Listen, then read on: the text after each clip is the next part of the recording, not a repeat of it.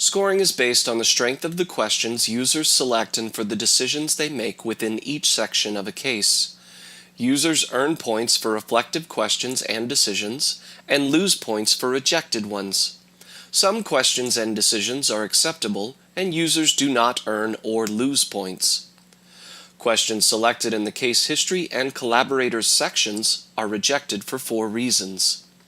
First, it is important to use vocabulary that the listener understands. If you ask a mother if her child is hyperlexic, it would be rejected. Second, users will lose points for asking questions that are not applicable to the client. For example, you would not ask adult clients if they met all their developmental milestones. Third, it is important to avoid asking redundant questions. For example, asking a client if she has had any previous therapy and also asking if she has received speech therapy services would receive the same response. It is okay to ask one of the questions, but not both. Finally, users will lose points for selecting questions that are insensitive.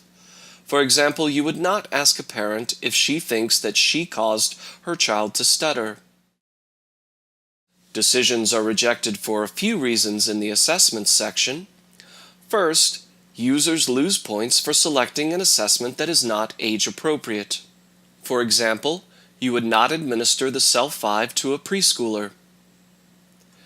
Users will also lose points for administering a redundant assessment. You would not administer the Self and choose to administer the OWLS to an adolescent. Other incorrect decisions include selecting an incorrect diagnosis or choosing a recommendation summary that is not correct.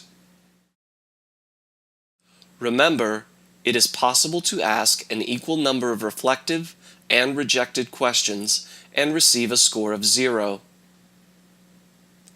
The points earned in each section are added together to determine the overall competency level of the user. The following scale is utilized to assign a competency measure. 90% or higher is mastering. 70 to 89% is developing. Lower than 70% is emerging.